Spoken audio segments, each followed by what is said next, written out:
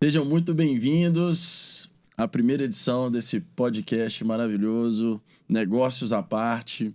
A ideia aqui hoje é falar um pouquinho sobre liderança, gestão, histórias, cases, né? Sempre trazendo um convidado, alguém para poder compartilhar com a gente um pouco de conhecimento. A história desse podcast vem um pouco em linha com o momento meu de carreira. Alguns meses atrás, eu assumi uma responsabilidade dentro do escritório onde eu sou sócio, como CEO e principal líder, né, responsável ali por tocar a estratégia do negócio. E eu vi que eu tinha uma falha muito grande na comunicação. Eu precisava ser mais claro, eu precisava saber difundir tudo aquilo que eu acreditava, tudo aquilo que é importante para todo mundo que participa do negócio. E aí, conversando com o pessoal de marketing, com a Mari, com rede, a gente viu uma oportunidade de transformar isso num podcast, não só comunicar com o público interno da empresa, mas também com outras pessoas que têm interesse em aprender um pouco, em desenvolver algumas habilidades e conhecer um pouco da nossa experiência, né? Para poder desenvolver esse projeto, eu convidei o Hassan, que é um grande amigo, já conheço ele há um bom tempo, né? Um grande executivo, um cara muito inteligente.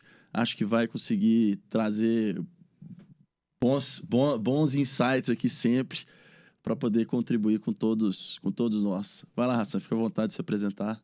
Cara, obrigado aí pelo convite. Tô feliz pra caramba de estar aqui. Tô feliz também com o nosso convidado de hoje. Eu aceitei o convite, cara, porque assim, eu tive já algumas oportunidades de trocar uma ideia até com gente próxima. E eu sempre tive vontade de escrever e manifestar algumas opiniões dentro de um contexto... E eu não encontrava exatamente o canal para fazer isso, sabe? Então, na hora que surgiu o convite aí pra gente trocar essa ideia, eu achei super legal. Tem vários e vários temas que eu adoro discutir. Então, nós estamos aqui para bater papo, né? Para bater papo, para conversar com o pessoal de casa e espero que a gente possa contribuir aí um pouquinho.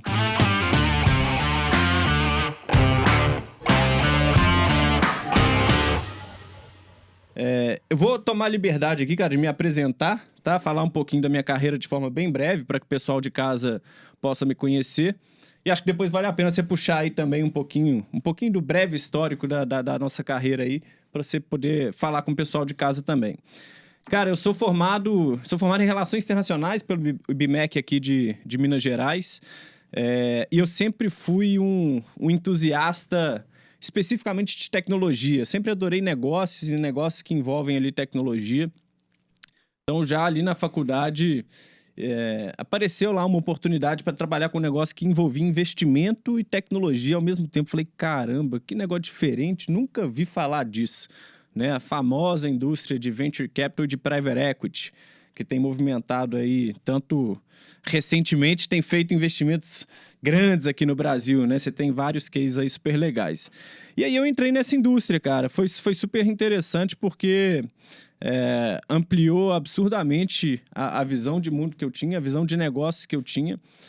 Tive a oportunidade de ficar, no total, entre idas e vindas, mais ou menos 10 anos em uma gestora, né? Uma gestora aqui de Belo Horizonte. Fiz pelo menos aí uns 20, 25 investimentos, participei de análise de mais de umas 3.000 empresas de tecnologia e com isso eu consegui construir um pouquinho de bagagem para fazer essa troca aqui que a gente está se dispondo a fazer, né? Hoje eu estou como executivo na Prodap, como CEO, como CFO, como CFO e como COO, e enfim, espero poder contribuir aí, beleza? Conta pra gente aí um pouquinho de você também, porque senão o pessoal de casa vai ficar perdido. Vamos lá. Bom, eu sou formado em administração, tanto técnico quanto ensino superior, formado pela FUMEC, pelo Sebrae. Eu comecei a minha carreira como empreendedor muito novo. A única experiência que eu tive como CLT na minha vida foi numa empresa da minha família que eu trabalhei dos 18 aos 21 anos de idade. E com 21 eu decidi que eu queria montar meu próprio negócio e montei uma importadora na época, em 2009, uma importadora para atuar no segmento de LED, que era algo muito novo. Então fui para a China, enfim, fui fazer uma pesquisa de mercado. Trabalhei com especificamente LED, né, com comércio exterior e LED durante uns 2 anos. Na época ainda não tinha a bagagem que eu tenho hoje como empresário, como, né, vamos colocar assim, como um empreendedor de fato. E isso ali me mostrou algumas dificuldades. Entre elas, eu vi que eu tinha um perfil muito mais de planejamento e analítico do que comercial, né? E aí, o que eu fiz? Vou desenvolver essa habilidade comercial. Busquei sócios e parceiros que tinham essas habilidades para eu poder aprender com eles. Continuei no segmento de comércio exterior ainda por muitos anos, até meus 28 anos ali, que foi 2015. Me aventurei como fornecedor do governo, fui para o mercado de aviação, que era um mercado onde eu comecei, fui para o mercado de manutenção de máquinas, trabalhei em vários segmentos da economia, sempre como fornecedor, sempre com a parte de distribuição ali, importação. Fiz bons negócios e também errei bastante no meio desse caminho, né? Então, assim, Importante você isso. imagina um jovem de 20 e poucos anos querendo inventar moda de empreender sem ter um mentor, sem ter aprendido de fato ali, enfim, trabalhei muito pouco tempo dentro dessa empresa da família, então foi muito pouco tempo para eu absorver ali o que de fato é tocar um negócio, né? Mas foi bom, isso me deu muita bagagem para chegar no momento de vida que eu estou hoje. Nesse meio do caminho, eu quebrei financeiramente em 2015, ali quando veio a crise ali de Lava Jato, né? Impeachment de Dilma, o segmento que eu estava atuando. Eu fornecia muito para construtoras, donos de construtoras, e todos eles tiveram problema na época de fluxo de caixa, então a inadimplência ficou muito grande, e eu na época estava ultra alavancado, e aí as coisas não caminharam do jeito que eu imaginava. Mas eu consegui me reerguer. 2016, 2017, 2018 foram anos que eu batalhei muito, mudei de segmento, e aí eu fui para o mercado financeiro.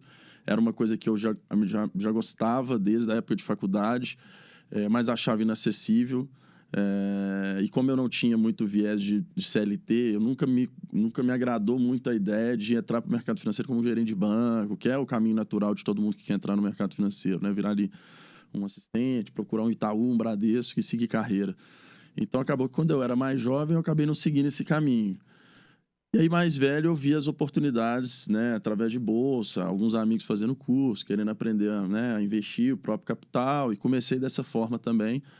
Aqui em Belo Horizonte, eu encontrei um grupo de pessoas que estavam bastante engajados nisso, inclusive era uma empresa que dava treinamentos e cursos para quem queria operar, para quem queria virar operador de bolsa. Eu tive a oportunidade de ficar com eles lá um tempo, né? E durante 1 ano e meio, mais ou menos, aprendi bastante, conheci muita gente. De fato, abriu várias portas para mim no mercado, né? Porque eu comecei a ter acesso a pessoas em São Paulo, a conhecer melhor o mercado, as oportunidades. Muito sacrifício no meio do caminho, aquela coisa, né? Tem gente que olha, às vezes, a gente numa determinada situação, fala, pô, esse cara tá muito bem, esse cara deu sorte, mas, pô, trabalhei de graça há muito tempo para poder fazer essa transição, passei muito aperto, isso aí também não é o problema, mas nunca é fácil, né? E aí, em 2019, já com uma certa bagagem ali, e aí usando já um pouco das aptidões comerciais que eu desenvolvi, que eu falei que eu não tinha, eu consegui fazer bons relacionamentos ali, abrir o escritório com hoje 2 grandes amigos e sócios, e já estamos 2 anos operando já esse escritório. Hoje o escritório, pô, vem crescendo de vento em popa, é um dos melhores escritórios parceiros do banco, né, que a gente escolheu como parceiro. Uma equipe que não para de crescer. A gente cresceu no ano passado 5 vezes em termos de tamanho. Então, a gente quadruplicou a equipe, né? A gente hoje já está indo para outras cidades. Enfim, é um negócio muito promissor, que mais do que promissor, é um negócio que eu sou completamente apaixonado, assim. A gente vê hoje no mercado financeiro um auê muito grande pelo movimento que está acontecendo, né? Boletas gigantescas ali de investimento e tal. Eu já sou muito mais apaixonado com a ideia do negócio, com desenvolver um negócio em 1 ano, 2 anos, 1 década, um negócio que eu acredito muito, que vai ter de fato um DNA e um dedinho meu ali, que eu contribuí, que ajudou a transformar, pô, às vezes, um segmento do mercado financeiro, ou talvez uma região. E eu acho que, assim, uma coisa que eu identifiquei ao longo dos anos, sem querer prolongar mais, mas é que a gente sempre tem uma coisa para aprender, né? Assim, a gente ensina aprendendo e a gente aprende ensinando. Pô, dentro de um negócio de pessoas como o nosso, eu tenho a oportunidade de fazer isso o tempo inteiro. Porque porque hoje a gente tem pessoas de 25 anos de mercado lá que me ensinam todo dia, e a gente tem jovens que estão saindo da faculdade com 22, 23 anos que também me ensinam um negócio novo todo dia.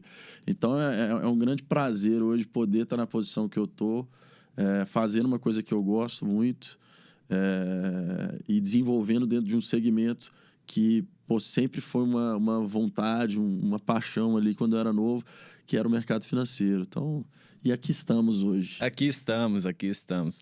Cara, aproveitando a deixa aí, né? Acho que não tem como a gente fugir muito da pauta de liderança e gestão aqui nesse primeiro bate-papo nosso. Tá muito dentro da sua fala, né? Dentro da sua história, dentro da construção. E hoje a gente tem aqui com a gente o Palhares, Thiago Palhares. Seja muito bem-vindo, Palhares. Obrigado demais pelo convite aí. Honrado de fazer parte aí do primeiro episódio. Super empreendedor aí. Palhares, conta um pouquinho pra gente da sua história, de forma bem breve.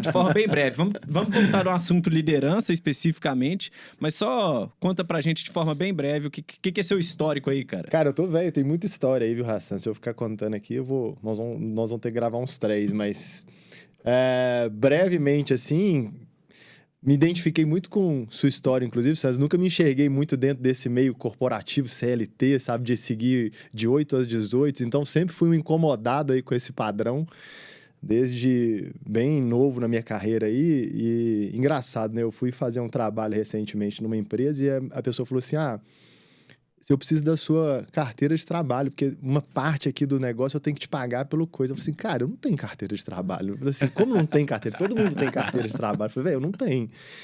E eu lembro que a única vez que eu tive carteira de trabalho foi na Copasa, quando eu tinha 16 anos. Eu era menor aprendiz lá, sabe? Não era 16, mentira, eu tinha 14 anos, na época que ainda podia. Com 16 eu já tava, mas enfim, nunca me enquadrei muito dentro desse padrãozão CLT, e algumas vezes até as empresas se aproveitavam disso, né? Tipo assim, o cara não quer carteira mesmo, deixa ele aí, faz um contrato no papel. Eu lembro de várias vezes que a hora que eu ia embora, tinha gente que falava assim, mas você não vai pegar seu acerto? Não, eu falei, acerto? Tem isso, sabe? Eu nem sabia, mas enfim. Então fui muito aí desbravando aí por mundos diferentes, mas sempre sempre tive muito presente assim, no meio ali de publicidade, comunicação, gráfica. Trabalhei muito tempo em gráfica digital, internet, empresa de internet na época, lá nos primórdios, quando eles começaram a fazer sites animados em Flash. Então, trabalhei em boas e grandes empresas aí de internet, construção de site. Fui meio que me enveredando ali por esse meio de comunicação. Nunca foi uma coisa que eu escolhi.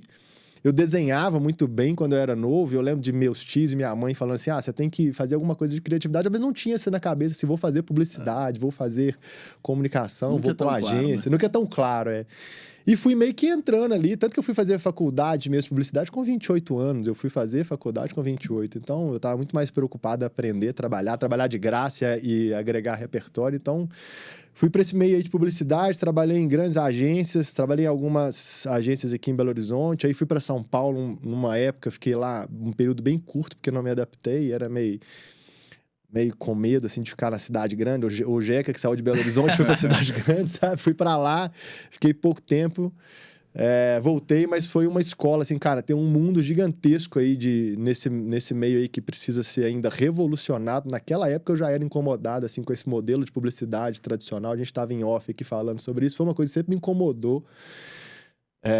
O modelo tradicionalzão de publicidade. E aí acabei fundando a minha agência, né, com 26 anos. Criei a agência Ataque, ainda existe até hoje. Passei 13 anos da minha vida lá. Aprendi muito, que a gente entendeu bastante nichos diferentes, sabe? Mercados diferentes, clientes com diferentes perfis. Então foi uma escola para mim, para me dar repertório mesmo, né? Eu aprendi muito durante essa empreitada aí de empreendedor. E sempre me busquei, assim, mesmo hoje fora da agência, sempre busquei empreender, sabe? Mesmo dentro de negócios, hoje igual eu tô na Prodap, mas é muito minha missão lá dentro. Sempre falei com o Léo, com relação assim, cara, eu gosto de empreender, eu gosto de estar aqui, de provocar e de querer mudar as coisas. Então, é um pouquinho do meu histórico, da minha bagagem, aí, senão eu vou me delongar demais aqui na introdução, mas é mais ou menos por aí. Legal, eu acho que todo mundo aqui tem uma certa experiência já nessa parte de liderança, de gestão, né? Assim, O que me chama a atenção é que, né, de nós três aqui, todos têm esse instinto, eu diria que é um instinto, de querer fazer o novo, querer fazer o diferente, se engajar em negócios. Porque assim, é muito fácil se acomodar, né? Você sentar ali e falar, pô, eu vou cumprir minhas horas aqui, vou vender hora aqui. Seguir o padrãozinho ali. Né? Eu acho que aqui nós três aqui, pela carreira nossa, a gente sempre foi atrás do novo, do diferente, desde o início lá da carreira, né? E a parte de pessoas, a gente às vezes não dá essa devida atenção, mas ela é fundamental pra gente chegar onde a gente quer, né? Cara, na prática, assim, o que eu enxergo... Desculpa te interromper. Não, eu nem ia falar, não. É o seguinte, cara. Nós estamos falando de um coletivo de pessoas, independentemente de qual contexto de empresa que a gente esteja, né? Então, liderar é sempre sobre pessoas, né? Essa responsabilidade de estar desenvolvendo as pessoas, de ter as pessoas motivadas, ter as pessoas trabalhando, reconhecendo as pessoas. Eu acho que é, assim... Gerir e liderar é sempre sobre pessoas, né? Mas isso traz algumas responsabilidades, alguns desafios que nem sempre são fáceis, né? Eu vou aproveitar aqui, Thiago, e te perguntar um pouquinho do seu contexto de liderança em 2 momentos diferentes, né? Você tem o contexto de liderança em que você era um empreendedor que estava fundando ali a agência Ataque e o que você teve de desafio tanto do ponto de vista de liderança quanto sob o ponto de vista de gestão. E depois eu queria entender um pouquinho do desafio que você está vivendo na Prodap hoje, né? Do ponto de vista de liderança. Mas vamos começar pela agência Ataque. Conta aí pra gente. Cara, a Ataque começou, era um boteco, velho. Tipo assim, literalmente era um boteco. Era eu e eu. Eu vou contextualizar assim, um pouco pra você entender também o porquê disso talvez tenha feito diferença lá na parte de gestão da equipe. Mas era eu e eu incomodado com as agências tradicionais, com aquele modelo tradicional, falei assim, cara, quer saber? Eu vou criar um modelo totalmente fora da caixa aqui. Eu lembro que na época tava uma pegada de marketing de guerrilha, tinha uma agência em São Paulo que eu tinha conhecido um cara lá, que chamava Spale, com um conceito de marketing de guerrilha. Eu falei assim, velho, eu preciso fazer um trem diferente, tipo isso. Mas ninguém acreditava na minha história e, cara, eu era quebrado nessa época. Você virar pra um cara, pô, vão ser meus sócios, tá? Que você... Véi, você não tem dinheiro. Eu tinha R$300 no bolso pra poder, sabe, alugar uma sala, pintar ela e falar que ali era o meu escritório. E novo, né? E novo. 24 anos, 25 anos, 26... Eu não lembro agora exatamente, mas foi 2006. Depois você faz as contas.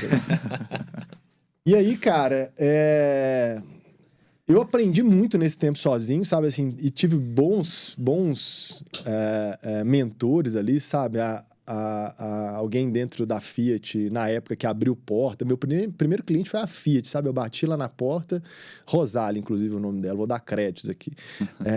E ela virou e falou assim, ô, Thiago, a gente tem R$5.000 para fazer aqui uma campanha de panfletagem. Eu falei assim, deixa eu fazer uma coisa diferente com esses R$5.000, sabe, que foi engraçado.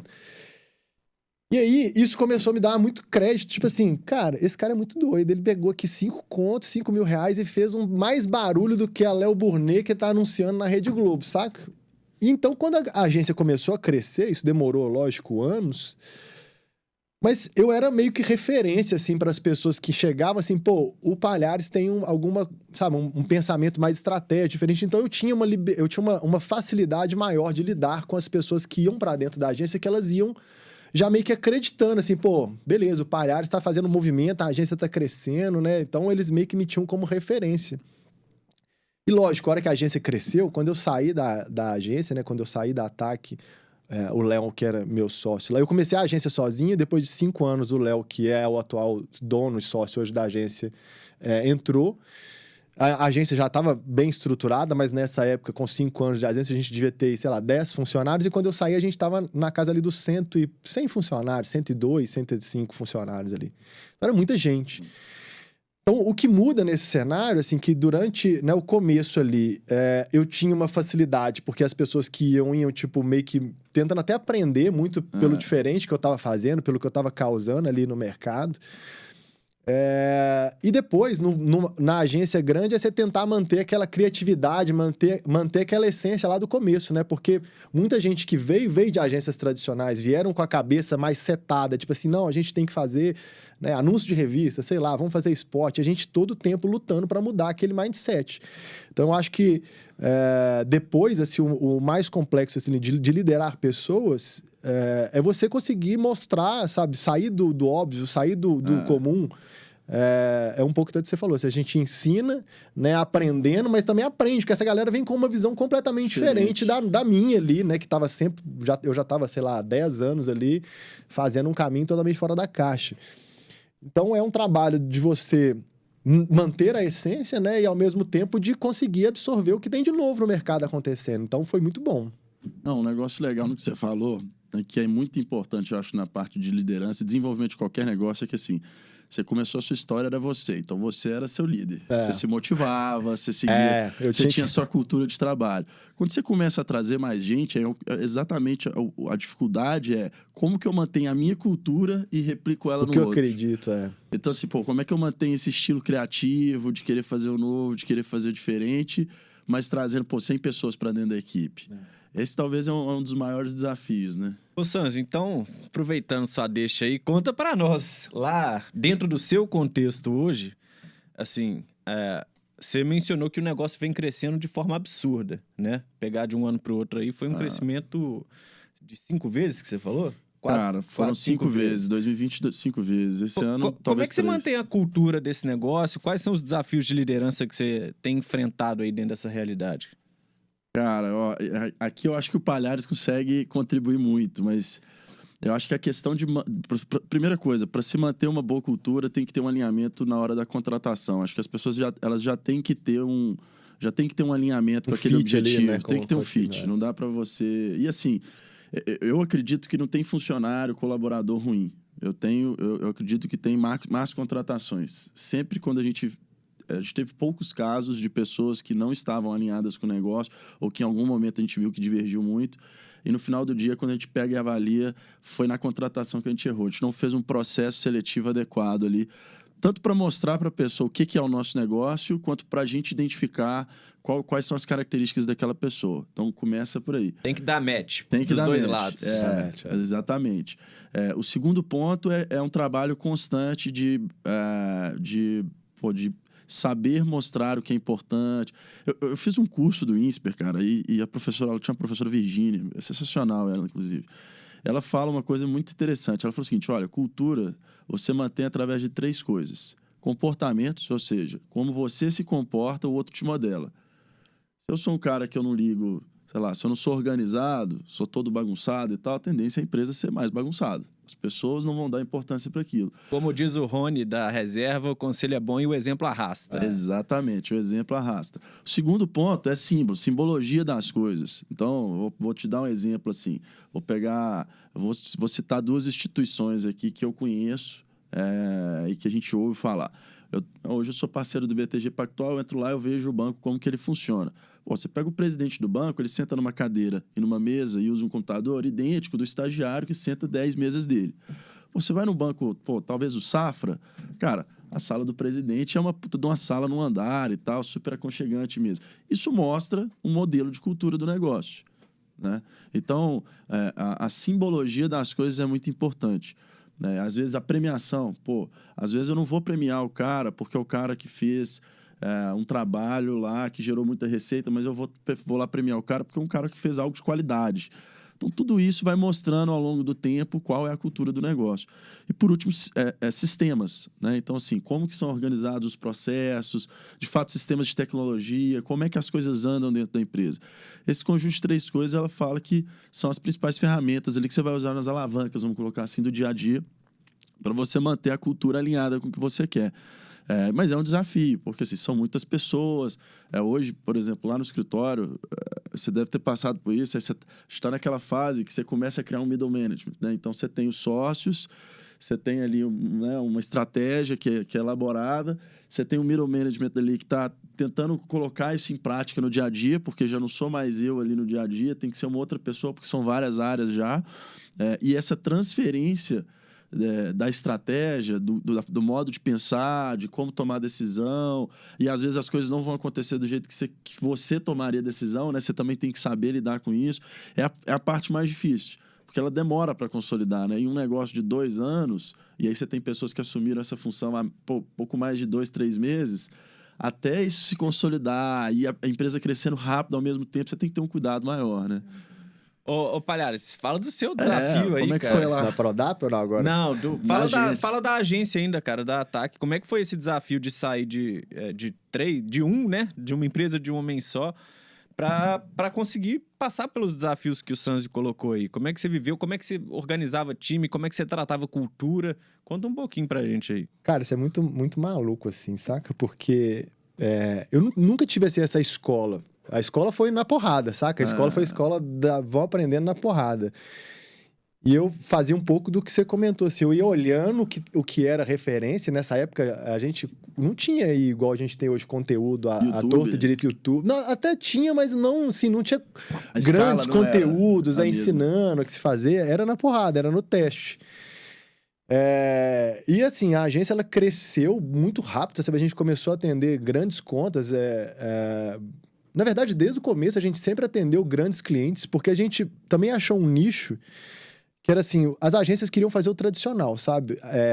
Porque é o controlado, sabe? É o fácil, é o garantido. Tipo assim, anúncio de revista, spot de jornal, você consegue virar para o cliente e falar assim, olha, você vai pagar 50 mil reais numa capa da Veja, no anúncio dentro da Veja, mas eu sei que tantas mil pessoas vão ler isso. Então era garantido. Eu não tinha garantia, sabe? Assim, a gente ia muito pro maluco, então a gente não tinha garantia. A gente contava muito com as pessoas acreditarem, né, de sair da caixinha e fazer diferente. Mas na época tava se, né, movimentando. Então, assim, o desafio de ir aprendendo a fazer diferente, ao mesmo tempo aprender a gerir o time, né, foi na porrada. Foi assim, tentando, testando, aprendendo. E é engraçado, assim, que não tinha igual eu falei, eu não tive essa escola, mas a gente já praticava lá atrás um pouco dessa característica. Se você pegar a primeira, quando a gente sai do boteco, que era no Belvedere, ali uma salinha de, sei lá, 3x3, a gente vai para um... Eu vou, né? Porque aí foi quando o Léo entrou. A gente vai para um andar inteiro ali no Lourdes, com 200 metros quadrados. E aí a gente começa a, né, trazer gente de fora, trazer mais gente para a equipe. A gente começa a tentar desenhar modelo. Lá, o andar já era todo corrido, é muito o que é parecido com a Prodap hoje. Todas as mesas iguais, sabe? Sem escritórios fechados. Para mim, na época, o Léo estava acabando de entrar. A gente sentava na mesa do lado da galera. Então, sem essa escola que você está falando aqui agora, né? Do BTG, você vê a diferença, a gente já estava praticando isso. Os símbolos já estavam presentes. Já estavam presentes. A gente entendia o que ia fazer diferença. Então, a gente foi aprendendo, mas muito ali no feeling, cara. Eu acho que a gente... Não é colocando como mais importante que o outro, não, mas a gente nasce com esse instinto aí, sabe, de ir sentindo muito do time, nasce muito de sentindo o que é bom, o que é que não vai. Então, cara, o desafio foi totalmente às cegas, mas deu muito certo, cara. Tanto é que a agência tá aí hoje, a Vento e Poupa, assim, movimentando, mas foi ali aprendendo, entendendo, trazendo pessoas que conheciam muito de determinadas áreas, né? Então... a pessoa que fazia parte de controladoria ali das pautas, a gente trouxe ela de fora, que ela já tinha essa experiência. Pô, a gente precisa de alguém que faça isso, porque a gente não sabe. De já ir agregando algumas habilidades que eu e o Léo a gente não tinha. A gente foi entendendo o que era gap e trazendo para poder completar. Então, mas foi no vamos vendo onde é que vai dando. Assim. Eu não sei como é que era a sua estrutura lá, cara, mas o Sanzio trouxe um ponto aqui que na minha cabeça é muito forte também, que é o middle management, né? Assim, essa turma é que toca a operação do dia a dia no final, né? Vocês estão lá definindo a estratégia, enfim, estando mais próximo do que é a visão de longo prazo, mas quem está implementando isso é a turma do meio. Assim, como é que foi esse desafio para você lá dentro? Você tinha essa figura? Como é que vocês estavam organizados para fazer isso acontecer? Ou não tinha essa figura? A gente já conversou brevemente algumas vezes sobre isso. Você trabalhava já em squads, ou seja, talvez lideranças situacionais ali, quando fazia sentido. Como é que foi isso, cara? A gente, quando começou a crescer bastante, assim, que aí precisava desse cara ali de um braço que ajudasse mais no dia operacional, a gente trouxe uma pessoa, que é o Alexandre, ele tá na agência ainda, fez muita diferença, e ele foi o cara que puxou mais 3 pessoas ali para meio que, né, botar o dia a dia em ordem, assim, para tocar mesmo o dia a dia, que a gente já não conseguia, né? Mas cara, eu sempre tive eu gostava pra caramba, assim, de estar durante o dia, né, ali na mesa, pensando, fazendo proposta, conversando com o cliente, e à noite tá lá na feira acompanhando a montagem do stand. Então, eu sempre andei muito por todas as áreas, assim, andava, não para controlar, mas assim, andava porque eu queria participar do que estava acontecendo, sabe?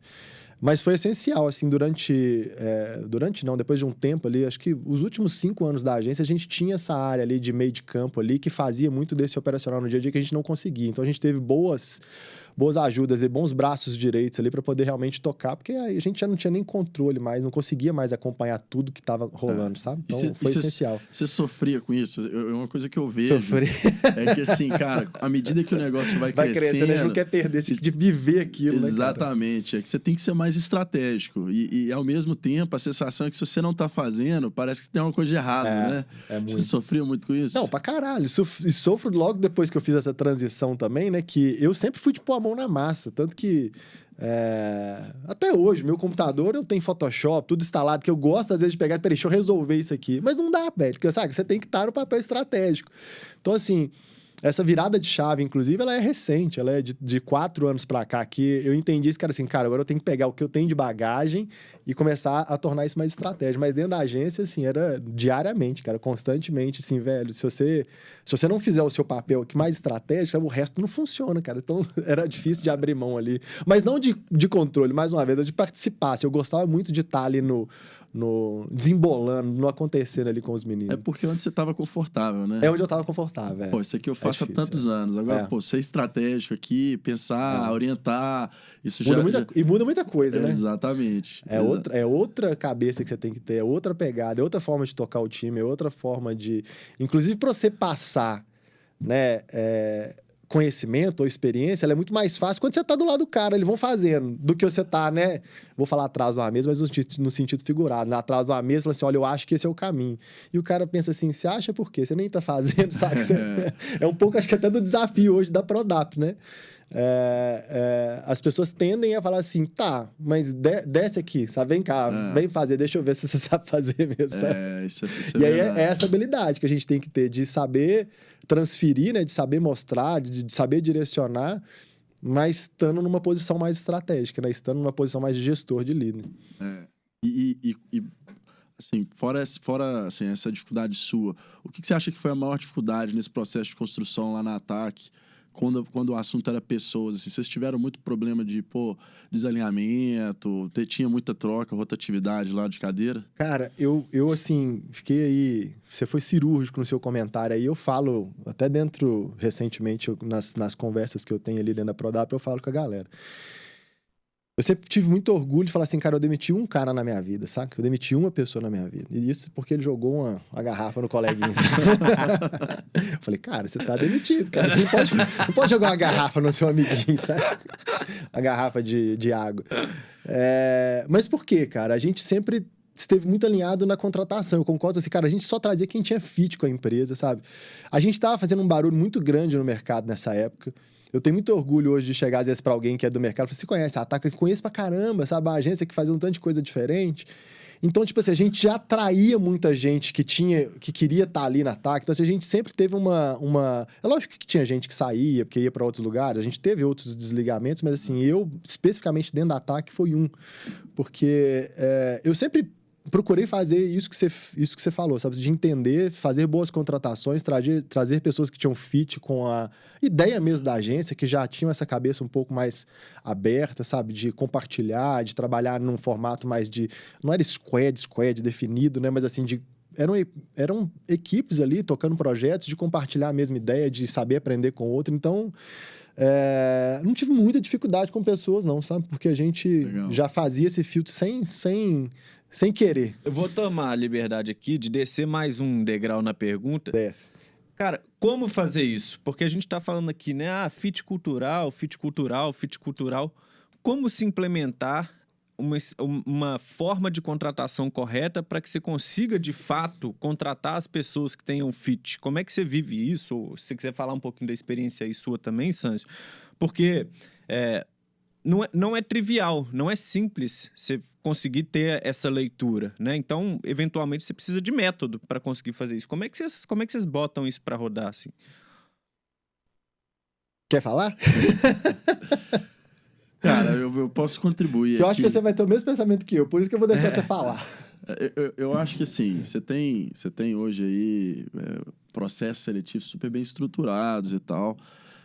Eu acho que tem vários modelos que são utilizados, mas eu acho que tem duas coisas que você tem que tentar identificar, que hoje você tem várias ferramentas. Um é perfil psicológico mesmo da pessoa. Você tem que entender se aquele cara é um cara mais comercial, se aquele cara é um mais analítico, né? Quais são as habilidades ali comportamentais dessa pessoa. E não é tão assertivo, por mais que você use as ferramentas e tal, mas dá para você ter uma noção.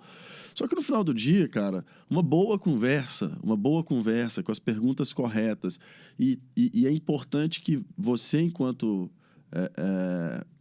pessoa que está contratando, é importante que você entenda que tipo de profissional que você quer de fato contratar. E muita gente não para pensar nisso. Às vezes eu tenho uma cadeira vazia de um comercial ou de um operador ou o que seja, e ele não para falar assim, pô, qual que é o perfil que eu quero desse cara aqui? Que perfil psicológico? Quando eu perguntar para ele, como que eu quero que ele me responde? Né? O que esse cara tem de objetivo de vida? Né? Então, tudo isso, uma boa conversa, na minha opinião, te ajuda a enxergar. Não precisa ser você, eu acho que se você treinou bem, se você conseguiu transmitir bem a questão cultural, você pode delegar isso para outras pessoas que elas vão conseguir. Eu já vi processo, por exemplo, que a pessoa conversa às vezes com 5 pessoas da mesma empresa, e se uma fala que ela não se sentir confortável com aquela pessoa, acho que ela não está alinhada, elas não contratam. Não vai, né? Não tá dentro. Eu não vejo um processo, mas eu acho que é aquela coisa de você tentar entender a pessoa, fazendo as perguntas corretas, né? Sabendo transmitir o que é o seu negócio, porque eu acho que do mesmo jeito que a gente está escolhendo a pessoa tem que escolher a empresa.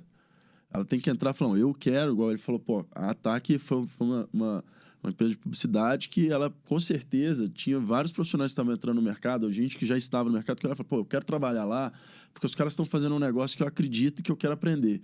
Né? Não é o salário, óbvio, né? Salário todo mundo olha, mas assim, pô, não é só o salário, eu quero estar lá, é uma empresa diferente.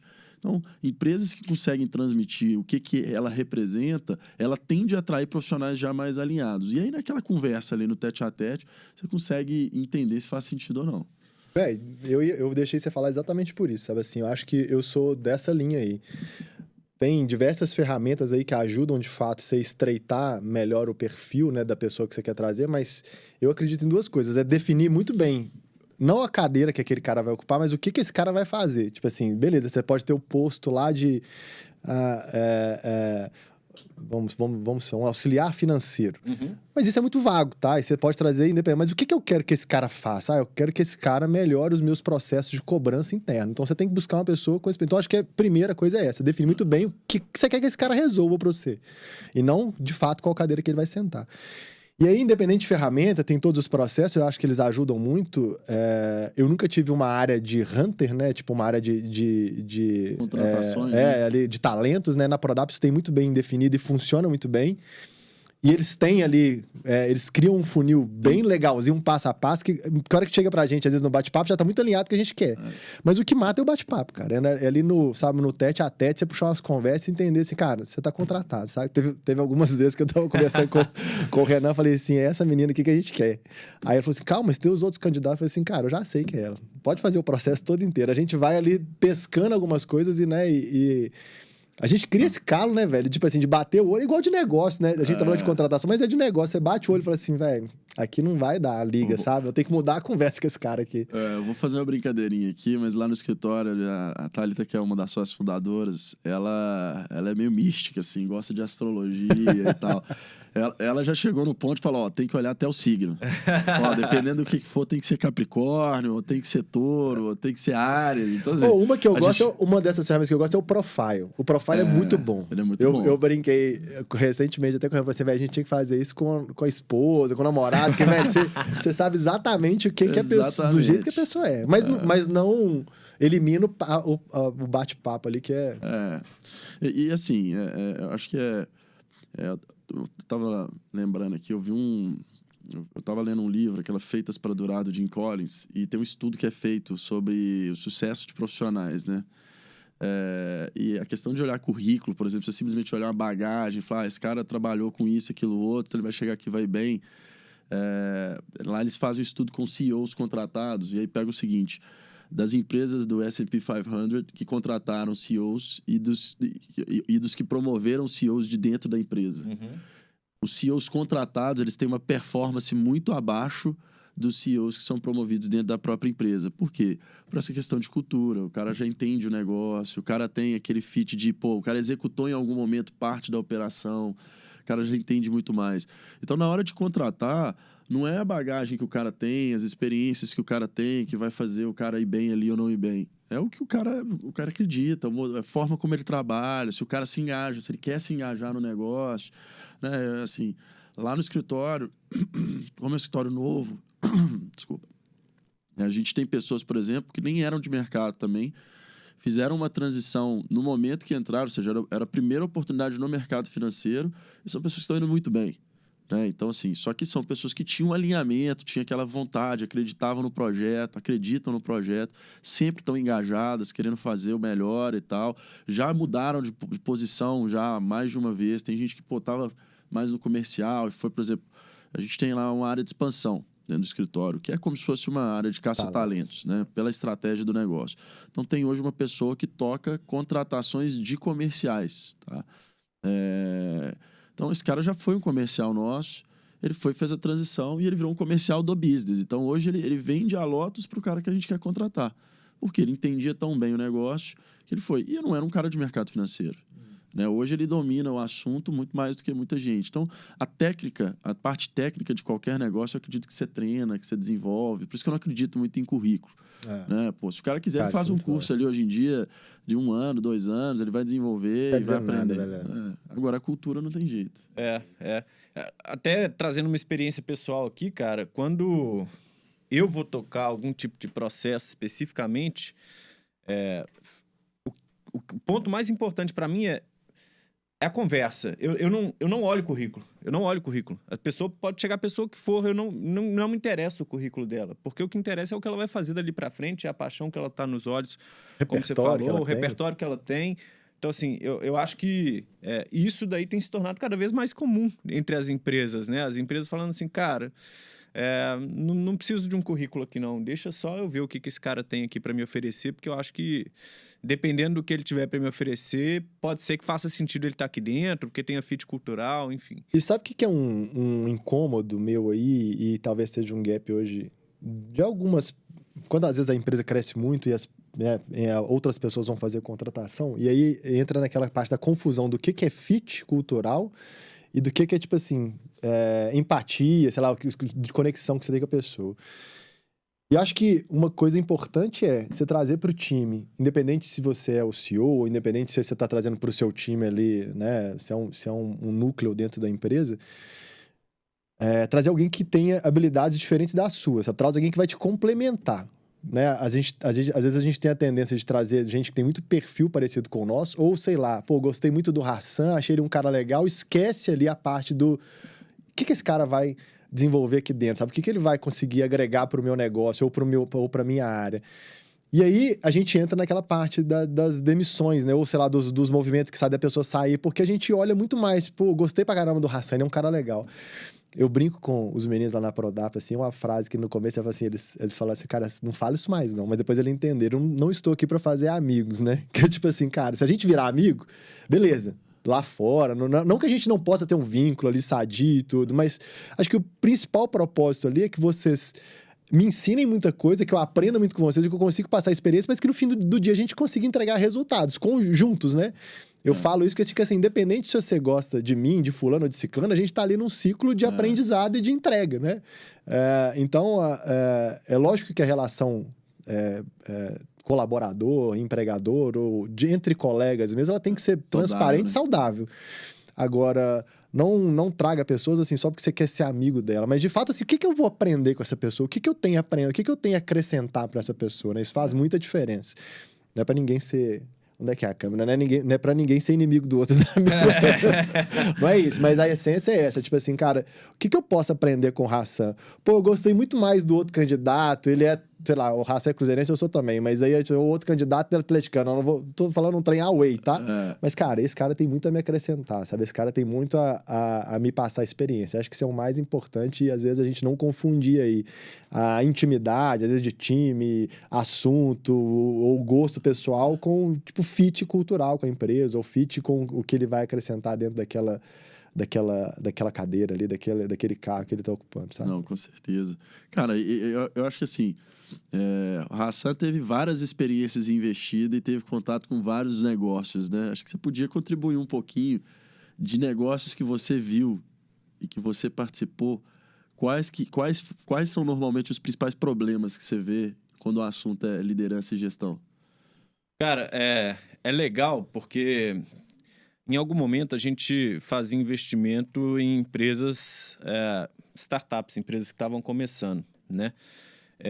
E é muito comum existir uma figura de um empreendedor que tem um puta potencial técnico, mas que é péssimo de gestão ou que é péssima liderança. Naturalmente eu não vou abrir os nomes aqui, mas a gente chegou a ver, assim, caras que tinham uma capacidade intelectual altíssima, mas que eram péssimos líderes e a empresa não vai para frente por causa disso.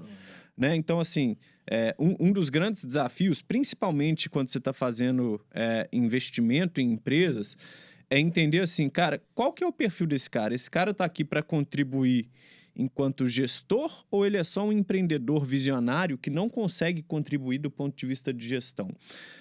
E o aprendizado que fica desses 10 anos ali fazendo investimento e tendo contato diário com essas empresas é que, no final, a gente menospreza a importância da cultura e da gestão. O resultado da empresa está muito mais vinculado à cultura do que o que a gente trata no dia a dia. E está muito mais ligado à gestão e ao que você colocou, né, sobre os símbolos, os sistemas e o exemplo. Porque assim, não adianta você ter um puta visionário dentro de casa que não consegue passar as coisas para as pessoas que estão lá dentro, não consegue manter essas pessoas motivadas, não consegue desenvolver essas pessoas. Né? Você pode ter um cara brilhante que simplesmente não consegue fazer a empresa ir para frente. Isso aconteceu por várias e várias vezes que a gente viveu essa realidade. É mais comum que se imagina ainda. E aí, vivia-se um dilema, né? Porque assim, é o cara, é o fundador, é o sócio majoritário do negócio, mas esse cara não pode tocar um negócio. Como é que nós vamos fazer? Então, tem grandes desafios aí. Liderança e gestão é muito diferente do que é ter, por exemplo, a visão ou, enfim, enxergar o mercado, trabalhar um produto. Não passa por aí, cara. Então, acho que amadurecimento de gestão e de liderança em si é extremamente importante para conseguir chegar no objetivo final. Não basta só resolver um problema. Eu volto minha frase inicial. Nós estamos falando de um coletivo de pessoas que está buscando um objetivo em comum. Se o líder maior não consegue desenvolver essas pessoas, trabalhar como espelho, cara, a chance de negócio dar certo vai lá embaixo. E é engraçado isso que você falou do cara ser muito bom. Às vezes é o cara que desenvolveu a ideia, é o cara que é apaixonado com a ideia dele ali. E ele realmente é muito bom. Só que ele esquece que tem sempre alguém melhor do que ele. Se for para executar, sempre tem alguém melhor do que ele. Então, o bom líder não é o cara que existia aquela figura antigamente do líder-herói, né? Ainda existe, né? No Brasil, infelizmente, a gente tem a cultura do líder-herói, né? Você pegar os últimos presidentes aí, né? Lula é um líder-herói, né? É o cara do povo e tal. Bolsonaro, líder-herói. Mesma coisa. Né? Então, assim, a gente precisa matar um pouco dessa cultura do líder-herói, que o líder-herói é aquele cara que faz tudo. Ele é o cara foda da empresa, ele é o cara que vende, ele é o cara que fabrica, ele é o cara que entrega, que cobra, que isso, que aquilo e tal. E, na verdade, esse cara não deveria ser assim, né? A empresa é feita de várias pessoas, cada um contribuindo ali com a sua microatividade, que seja, e é o conjunto das coisas que fazem o negócio andar. E a cultura é o que amarra isso tudo. Né? Então, um bom CEO, CFO, CIO, COO, o papel dele é saber colocar as pessoas certas no lugar certo. É isso aí. Então, assim, é isso aí. E manter elas engajadas com aquela ideia, sempre orientando e não pegar para fazer, e não tá preocupado ali com a execução. Eu vejo muito lá no escritório, quando a gente pega até eu mesmo, né, outros sócios fundadores lá, às vezes a gente vê as pessoas fazendo alguma coisa assim, a gente fala, pô, eu podia fazer melhor. Só que não é esse o ponto. Não é esse o ponto. Não é esse o ponto. Não é se eu podia fazer melhor, não é se o cara tá fazendo errado. Se ele tá fazendo errado, eu tô falhando alguma coisa. Eu deveria ter treinado ele melhor. Né? Ou deveria ter orientado ele melhor. Alguma coisa tá errada, não é nele, é em mim. Então, peraí. É isso aí. Eu tô falhando como líder aqui, né? E eu preciso de mais, sei lá, 10 caras igual a ele. Então, como é que eu faço isso? Porque senão o negócio fica do tamanho do meu braço, né? Aí é o problema das startups.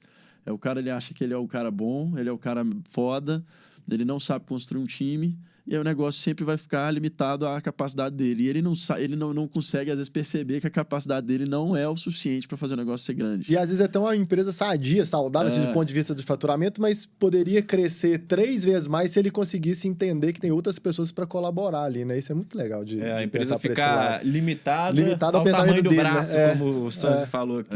Isso é É bem legal. Isso é um desafio, cara. E eu falo isso porque eu acho que das minhas experiências hoje, eu estou vivendo a mais desconfortável para mim. Porque é um negócio que está ficando muito grande, muito rápido e tem um potencial de ficar gigantesco, né? Então, assim, não só por mérito nosso, mas pelo momento de mercado também, assim. A gente está vivendo um momento de transformação no mercado financeiro e o nosso negócio começou num momento muito adequado. E a gente está trabalhando direitinho. Só que isso traz muita coisa nova e, assim, todos os dias. Todos os dias é um problema novo para resolver, todos os dias é uma situação nova, é uma coisa que você não tinha se atentado. Por exemplo, hoje essa questão de liderança e de pessoas, ela está muito latente lá. Né? Então, eu olho para esse problema e falo, pô, peraí, talvez seja a hora da gente ter uma área de RH aqui, que a gente não tem.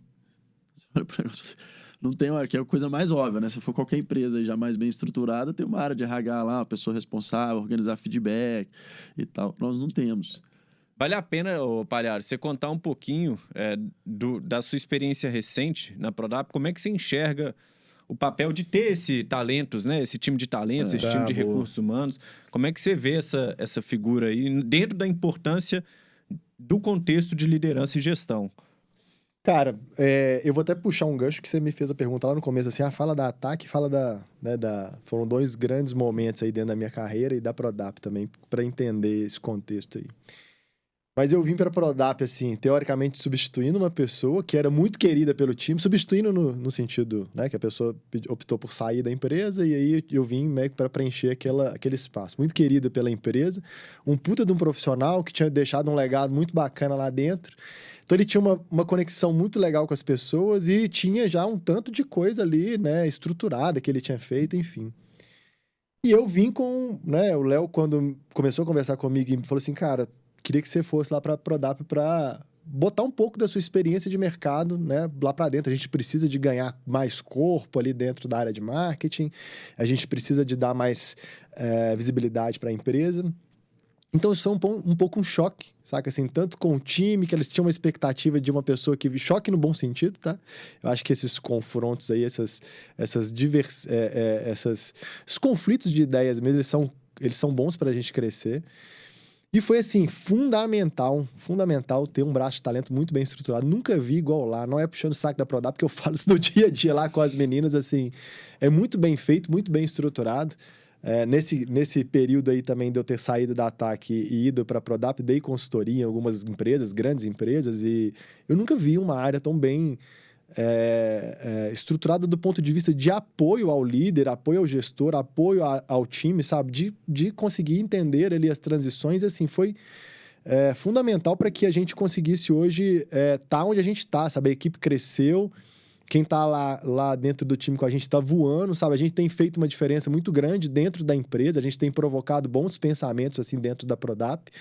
Mas isso só foi possível, né, por conta de ter uma área muito próxima, de apoiando, de entendendo e me dando ali mais ou menos os caminhos, né, de como eu iria, de como que ele funcionava, aquela dinâmica ali dentro, né? A gente tem uma curva de aprendizagem também, né? Não só do negócio da empresa, do business da empresa, mas como roda ali os times. Então, assim, a área de talentos, assim, ela é fundamental para te dar uma guiada. E aí entra, inclusive, um pouco do que você está falando, assim, a maturidade de líder, e aí líder, independente do nível de cargo que ele está, de entender que ele nunca está pronto, sabe? Que ele nunca é melhor do que os outros que estão ali dentro, que ele nunca ele nunca é dono da razão. Se entra uma pessoa ali que às vezes tem um ego muito grande, fala assim, cara, tô acostumado a fazer isso, deixa comigo, a chance dele quebrar o vínculo com a equipe inteira é muito grande. É lógico que você tem ali, vai sempre existir, né, numa transição ou ou mesmo numa nova estrutura, pessoas que talvez não se enquadrem com o modelo, mas, cara, super normal, é o papel do gestor também saber lidar com esses ruídos, mas acho que o ponto principal é saber que você não sabe de tudo, sabe? Independente da sua experiência, pô, eu tenho aí 20 anos só de mercado de publicidade, consultoria, marketing, mas, cara, eu tô aprendendo pra caramba dentro da Prodap. Tô aprendendo coisa que, assim, eu nunca achei que eu fosse entrar nesse nível, assim, de aprendizado. Tem sido uma escola e, de fato, essa área de talentos, ela faz muita diferença aí para amenizar essa transição. Essa manutenção é um negócio complexo. Constante, né? Também, né? E lá vocês têm, hoje, você está falando que lá é super bem estruturado, hoje vocês têm ferramentas, processos para manutenção dessa liderança, assim, a gente vê, às vezes, processos de feedback, né, anuais, trimestrais, como que funciona isso lá? Quer falar mais sobre isso aí? Que você tá lá mais tempo que eu, você explica melhor. Vou falar, cara. Tá muito bem amarrado esse programa, sabe?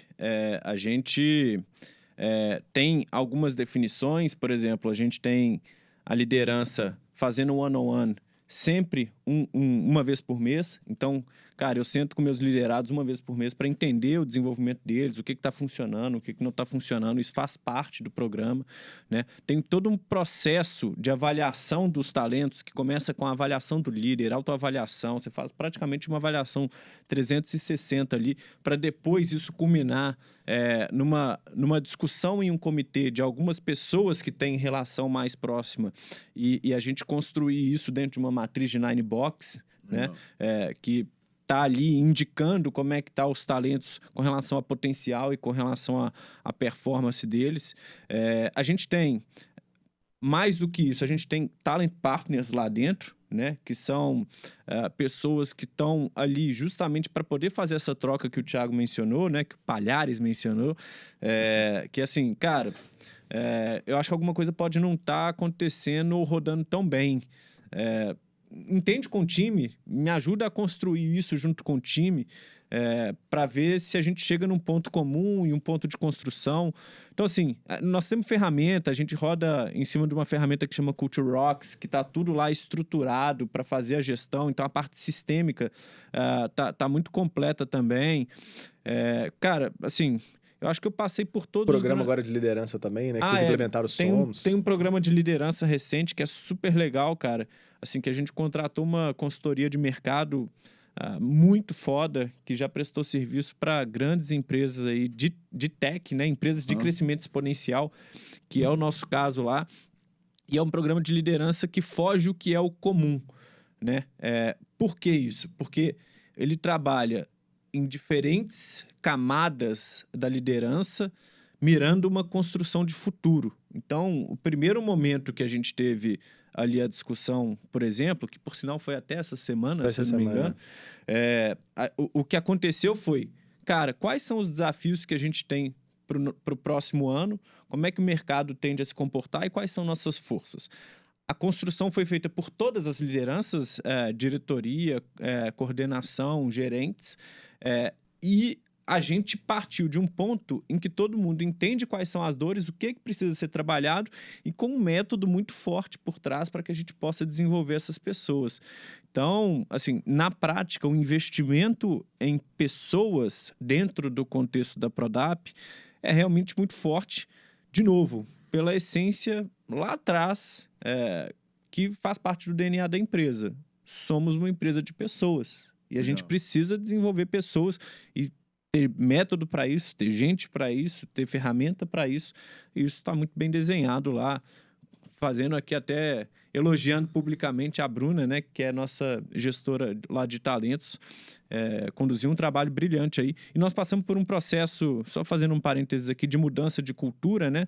A empresa tinha uma cultura muito forte do ponto de vista de gestão, de comando e controle, né? Então, se eu falava, o resto da galera obedecia. Manda quem pode e obedece. O resto da galera obedecia ali em cascata. E a gente cada vez mais quebra isso, né? A gente conseguiu se transformar para uma empresa que cada vez mais leva autonomia para as pontas e a gestão está definindo quais são as barreiras da estratégia. Até aqui está tudo liberado, pode fazer e implementar como você quiser. Obviamente, isso é um processo de construção, toma tempo e a gente precisa de amadurecer. E acho que a gente amadureceu substancialmente, especificamente aí dentro desse contexto. Sabe o que é um trem muito doido aí? Vamos falar assim no dia a dia, que a galera pode pensar assim, tá, mas e na prática ali, no dia a dia ali? Uma coisa que me deixa, tipo assim, surpreso e que eu vejo que todo esse programa que se faz, ele funciona, sei lá, a gente teve um alinhamento com as diretorias de determinada estratégia ou mudança. Aí eu vou, né, já normalmente trago isso num bate-papo que a gente tem semanal com o time, e aí dali a pouco começa a pipocar no meu calendário, assim, um tanto de reunião com o time inteiro, saca?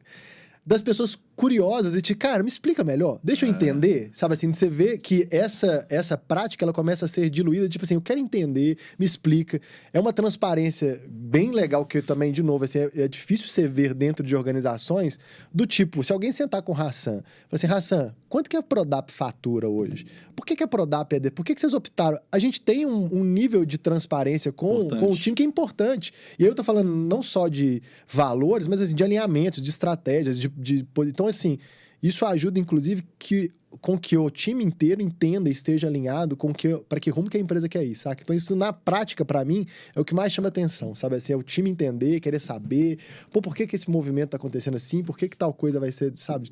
É bem legal isso. Na prática, Sanzio, tudo que não é oficial se torna oficioso. Então, a gente precisa cada vez mais de trabalhar com transparência. E aí a gente joga de forma transparente com todo mundo, para que a gente nem tenha possibilidade de gente tendo second thoughts, né? Assim, pensando, porra, o que é isso? O que será que tá por trás dessa agenda aqui que a galera tá falando?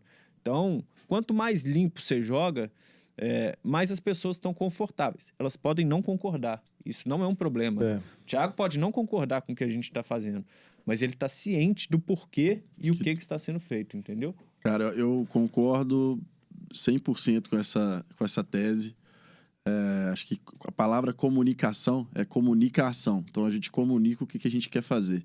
Então, acho que o papel da liderança sempre é saber comunicar a estratégia, o que está sendo feito, por que está sendo feito.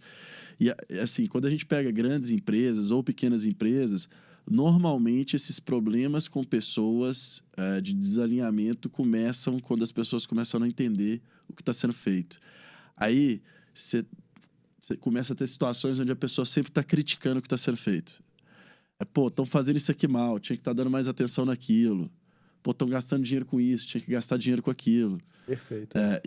Eu pego o caso da Lotus, que é um negócio que está começando, você já viu várias investidas e você teve lá a experiência da Ataque. Quando você está construindo um negócio e está empreendendo, né, e os processos de transição de momento do negócio não são tão claros, não é um negócio consolidado, você tem inúmeras prioridades. Cara, se você não comunica bem, a coisa sai do controle muito rápido. E eu não falo só entre líderes e liderados, né? Eu falo entre qualquer pessoa da empresa, assim, entre eu e meus sócios, por exemplo. Se eu não comunico bem o que eu penso e eles comunicam bem o que eles pensam, até entre a gente a coisa fica ruim, né? E no final do dia a empresa ela é um ente à parte, né? Aqui no Brasil a gente tem uma cultura antiga dos nossos pais, assim, ainda tem uma herança grande disso, né? Do empresário que monta a empresa para tirar o salário dele todo mês. Tirar o salário não, né? Tirar o prolabore dele todo mês ali, né? Então a empresa é a vaca leiteira, né? E eu já tenho uma cultura diferente. A gente hoje já vem com uma cultura mais de que, olha, eu estou desenvolvendo esse negócio aqui, é um ser vivo, né? Ele tem o valor dele, eu hoje faço parte, amanhã eu posso não fazer mais. Seja eu sócio ou meramente um colaborador, isso não importa, eu estou aqui para contribuir com a minha parte. E quando você coloca dessa forma, igual todo filho, você tem que saber o tempo inteiro orientar. Você tem que saber como é que ele faz, como é que ele não faz, qual que é o objetivo dele. Assim, isso que vocês falaram de fazer uma avaliação e um alinhamento entre as lideranças, a gente fez também, engraçado. Em janeiro a gente fez um SWOT, chamei todos os líderes do escritório, falei, pessoal, vamos sentar aqui e vamos avaliar nosso negócio. Porque não é da minha cabeça. Eu, assim, apesar da minha função lá como CEO e tal, eu particularmente não gosto desses títulos, não, mas vamos lá, como figura estratégica do negócio, meu papel não é construir a estratégia e mandar todo mundo fazer, né? O manda quem pode, obedece comando quem... e controle, né? Então assim, meu papel é muito mais assim, tenho 7, 8 pessoas aqui que vão me ajudar a executar essa estratégia. Vamos construir ela junto aqui, cada um dá sua opinião, porque primeiro que o cara vai acreditar muito mais naquilo que ele está participando. É isso aí. E segundo, que a ideia não é o cara contribuir com uma coisa que eu não estou percebendo, né? Então, assim, pô, vamos colocar todas as cartas na mesa aqui e fazer nosso jogo. Então, esse alinhamento contínuo e essa manutenção, essas práticas. Meu sonho era fazer um Ninebox lá. Já tentei, a gente inclusive tem uma ferramenta também, mas precisa dar trabalho pra caramba isso aí. Mas talvez até o final do ano a gente consiga. Faz um benchmark lá, cara. Vai ser bem-vindo. Boa. Troca de experiência. Como é que ela chama? Bruna. Eu vou contratar a Bruna. Não, aí nós vamos ter um problema. O podcast vai morrer aqui no primeiro episódio. Ô, Bruna, o que você acha de fazer uma transição de carreira? Mas aqui, pegando um gancho na sua fala, cara, assim, ó, de forma objetiva, eu acredito na gestão e na liderança que gasta muito tempo, a maior parte do seu tempo, fazendo 3 coisas. Alinhando, alinhando e alinhando. Cara, reunião o dia inteiro. Se a gente estiver alinhando as pessoas o tempo todo sobre o que está acontecendo, eu tenho certeza que elas vão estar mais compradas no negócio, entendendo qual que é o caminho que a gente precisa seguir. E só fazer um parênteses aqui legal, acho que se você quiser, você pode até falar aí, a gente entendendo a importância de não ter o oficioso, a gente criou um canal que chama Rádio Peão, lá dentro da empresa, né? Fazendo uma brincadeira ali com o nome do negócio da pecuária. Conta aí um pouquinho pra gente, Palhares. Não, é isso mesmo. É de mesmo... O Léo fala uma frase lá que é: não ataca a pessoa, sabe? Ataca o problema. Não começa a construir, né? Ou da pessoa ou da ideia. Ataca o problema. E aí montou-se essa... É um dia que o presida lá, a gente na intimidade, ele chama de presida, ele assume o Instagram da Prodap, abre aquela caixinha lá de pergunta e fala assim, velho, pergunta o que você quiser, saca? Troca ideia aí, ataca a dor que você tem aí. Eu tô aqui pra botar a cara. E é muito bom, porque o Léo já é um cara muito presente, assim, sabe? No dia a dia da empresa, tá lá sentado na mesa com a gente, é um cara muito aberto de se trocar ideia. A gente, às vezes, quando tá contratando as pessoas, né, e fala assim, tem o Léo, que é o CEO, ele vai fazer o onboard com você, não sei o quê, enfim, a pessoa vai, né, vou conversar com o presidente. E aí depois vê o Léo lá no dia a dia e fala assim, ele que é o presidente, você começa a gerar, porque ele é muito de bater papo, de contar história, de falar. Então, a gente fez essa brincadeira aí no Instagram de botar o Léo para assumir o Instagram da Prodap um dia, ele fica numa live lá ao vivo e a galera perguntando e ele respondendo o que o pessoal quiser perguntar. E as pessoas se engajam? Se engajam. O pessoal começou a perguntar, tipo assim, o que você come? Eu não acompanhei todas as perguntas. O que você come? O que tem na sua merendeira? Que ele anda com a merendeira pra cima e pra baixo. O que você leva na merendeira? E aí o povo começa a brincar e entrou ali na zoeira, mas foi muito bom, cara, porque é um negócio de estreitar, né? De estar nessa ideia aí de... cara, não tem barreira entre a gente, sabe? Você tá com dúvida, né? Alguma coisa, ataca a dúvida e vamos embora, vamos pra frente. Isso aí é um desafio pra gente. Eu vou ser sincero aqui. A gente tem algumas práticas desse tipo, mas o que a gente vê é que as pessoas são tímidas. Eu não sei se é porque tem muito profissional lá hoje com a gente que são mais experientes, né? Gente com 20, 25 anos de carreira já... já estão maduras e aí vieram de empresas, né, de instituições que eram super engessadas nesse sentido, né, com aquela hierarquia vertical, e aí cai num modelo onde a gente tem uma hierarquia 100% horizontal, né, então, eu tô aqui, se você tiver uma crítica para fazer de alguma atividade, alguma coisa que está sendo feita, fica à vontade de falar. Você não vou levar pro lado pessoal, né? Acho que dentro de uma empresa você nunca pode levar nada pro lado pessoal. Você falou, não ataca a pessoa, eu tô atacando o problema. Tem gente que acaba levando pro lado pessoal, ou fica com medo de como que o Sanz vai receber, ou como que o Hassan vai receber. E aí as pessoas não se engajam. E aí tem a oportunidade, às vezes, de contribuir, e às vezes por medo de como as pessoas vão reagir, vão falar. Tanto que a gente teve alguns casos de alguém reagindo a alguma coisa, e aí alguém falou, não, mas ela foi muito assim. Não, ela reagiu do jeito dela, deixa ela contribuir. Não tem que levar nada pro lado pessoal, não. Se pareceu isso, com certeza não foi o que ela queria ali. O mais importante é que ela levantou a mão e falou o que ela pensava. É isso. Então, isso é até um negócio da cultura. É assim, na hora que alguém fala, você tem que falar, não, obrigado. Eu quero que você fale mais. Traz mais. Né? E se alguém critica, fala, não critica, não. Deixa ela falar, é isso aí. Não tá tudo certo. Não foi pessoal o negócio. Boa. Ela tá criticando o problema aqui. Vamos trabalhar aqui para resolver. Eu fiz uma leitura recente que fala um pouco disso, que é o livro A Regra é Não Ter Regras, do CEO do Netflix. E ele fala muito isso, sobre como é que é a construção de uma empresa que tem a inovação como DNA para que você esteja sempre com a régua mais alta, né? E uma das premissas básicas para conseguir se atingir isso O primeiro ponto, ele fala que é a densidade do talento, né? Você, de fato, ter os melhores talentos dentro de casa. E aí eu acho que isso é uma conversa para um próximo podcast. Mas o segundo ponto é a importância de se dar e receber feedbacks de forma honesta, transparente. Outro cara que fala isso de forma muito direta é o Ray Dalio, né? Da Bridgewater. Então, assim, tá muito claro. A gente tem vários exemplos de construção da importância do feedback, da importância da troca. E parece que dá certo. Tem muita gente fazendo e dando certo, né? Então... Eu gosto dos mais diretos e verdadeiros, né? Daqueles assim, puta que pariu. Pode falar palavrão? Pode falar o que você quiser. Faz o pi. Porra, Palhares, vai dar merda esse trem. Esses são os bons, assim, que você entra naquele ali. Aí você fala assim, cara, agora eu criei uma conexão com esse cara. Agora eu tô. Não que você tenha que falar palavrão, mas assim, é o cara que não tem.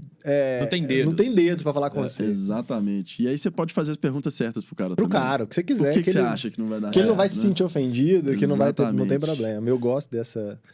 Ô, turma, eu vou fazer uma sugestão aqui, pedir pra você, Palhares, começar a puxada aí, pra gente fechar aqui, pra falar um pouquinho sobre o que você deixa como um conselho aqui pro pessoal que tá ouvindo a gente aí agora sobre liderança, sobre gestão, sobre pessoas, sobre o assunto que a gente conversou aqui hoje, assim, olhando pra frente, alguém que tá eventualmente começando ou que tá passando por uma dificuldade, você tem uma história super legal, eu acho que você consegue contribuir com a galera que tá ouvindo aí sobre... O que você deixa pra essa turma? Será? Você confia em mim? Confio de olho fechado, cara. Cara, a gente falou disso aqui algumas vezes de forma mais intrínseca aí, mas que me comprou muito a ideia de ir pra Prodap, eu falo comprou porque eu não estava, tipo assim, nossa, estou procurando um lugar pra ir. Foi meio que um casamento, a gente foi conversando, mas o que me convenceu de fato, assim, cara, você precisa de alguma coisa diferente. Foi um discurso do Léo, do Hassan e do Breno.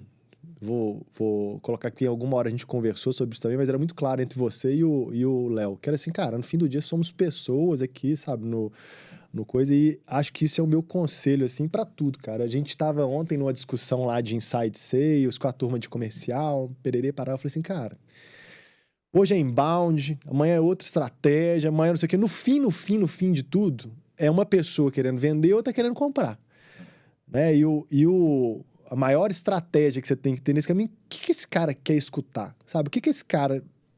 como é que eu posso chegar nesse cara e, de alguma forma, tocar e mudar a vida dele ou mudar a visão dele para ele vir comprar de mim? E a mesma coisa para gestão. No fim do dia, são pessoas. Cara, não adianta uma área de talentos super bem estruturada, não adianta aplicativo, plataforma que vai te ajudar nisso, treinamento, mentoria, se você não entende... de pessoas, né? Se você não consegue entender, assim, cara, de relações, de comportamento, é o que você trouxe do exemplo aí, né? Da vez de um cara que é fora da curva de ideias, mas não sabe lidar com pessoas. Então, acho que cara, manter sua escuta cada vez mais ativa, entender de fato o que as pessoas querem falar, sabe? O que elas estão falando. A gente fez uma brincadeira aqui no começo, o corpo fala, os movimentos falam, de você saber fazer uma leitura muito boa, assim, do cenário de pessoas mesmo, assim, não de... esquece estratégia, tudo isso aí vai mudar, vai... Mas, assim, cara, o que eu posso ajudar o Hassan para ele se desenvolver? Como que eu posso me desenvolver através dele? Então, acho que o grande X da questão aí é você entender de pessoas, sabe? Você saber cada vez mais que do outro lado ali é um ser humano, tem empatia pelo que talvez essa pessoa tá passando, né? De repente ele tá numa semana ruim ali no trabalho, mas, pô, ele perdeu às vezes algum parente ali, ainda mais no cenário que a gente tá hoje em dia. A Bruna aí que vai ter filho agora, a gente tem que ter empatia às vezes com o momento dela, deve estar passando por um momento, né, complicado, então... você saber que por trás todos nós temos dores, todos nós temos anseios, todos nós temos ali problemas pessoais que eles refletem no dia a dia do trabalho. Então, quanto mais você entende de pessoas, quanto mais você consegue enxergar por trás dessas variáveis, muito mais maior a chance aí de você ter uma boa gestão de sua equipe, sabe? Uma boa gestão ali de liderança. Cara, estratégia, o que nós vamos atacar, quanto nós estamos faturando, isso aí é secundário, sabe? Você tem que estar muito bem alinhado com o seu time e muito bem, sabendo muito bem interpretar os sinais que todo mundo dá, sabe? Falei que eu podia confiar no você, cara. Estou no caminho certo? Belo conselho final. Vou ser um bom gestor. Ô, Santos, Gostei, fecha aí pra gente, cara. Você é mais sábio que eu. Você vai trazer palavras mais bonitas aí pro nosso contexto. Cara, eu acho que o Palhares falou muito bem. Acho que escutativa é uma coisa que... de conselhos que eu já recebi, inclusive, de outras pessoas ligadas à liderança e gestão, foi uma das coisas que mais apareceu, né? Recorrente, todo mundo, cara, você tem que ter escutativa, você tem que saber ter empatia ali na hora de entender o outro. É o que você falou, no final do dia, todo mundo tem um objetivo de vida, todo mundo quer uma coisa, né? E o que ele quer tem que estar alinhado com o que ele está fazendo dentro da empresa. Né? Eu, pelo menos, acredito que eu não quero ter que comprar horas de ninguém. Eu acredito que a pessoa tem que estar alinhada. Pô, eu tô aqui seguindo o meu caminho de vida, alinhado com esse negócio, desenvolvendo, porque o trabalho é uma parte muito importante da vida das pessoas. Eu não quero um cara... Você tá lá sem propósito, não faz sentido. Não faz sentido nenhum. Né? Então, assim, eu acho que saber entender que essa pessoa, qual o propósito de vida dessa pessoa, e às vezes até ajudar ela a encontrar isso. Assim, tem gente que não para pensar nisso. Às vezes a pessoa fala assim, não, eu quero ganhar dinheiro, beleza. Mas... pagar meus boletos no fim do mês. Mas você quer ganhar seu dinheiro pra quê? Vamos fazer um pouco... Parece profundo isso, né? Balela, né? Mas não é, não. Mas faz muito sentido. É uma reflexão que a pessoa tem que fazer. Porque na hora que você chega no fundo dessa questão, você começa a conseguir trazer essa pessoa mais para dentro do negócio. Você começa a colocá-la em atividades, em problemas, em situações dentro do contexto do negócio que ela vai agregar muito mais. Né? Então, e você faz isso através da escutativa. Né? E não só da escutativa dos problemas da empresa, mas da pessoa também. Então, no final do dia, como eu falei, comunicação escutativa. Você tem que saber transmitir bem o que você quer passar em relação ao negócio, ao macro, mas você também tem que saber entender muito bem o outro, no dia a dia, no contexto de vida dele, para poder trazer ele para dentro do negócio cada vez mais engajado. E engajamento é um negócio que talvez, na minha opinião, é o grande segredo das empresas. Né? Você estava falando de investidas.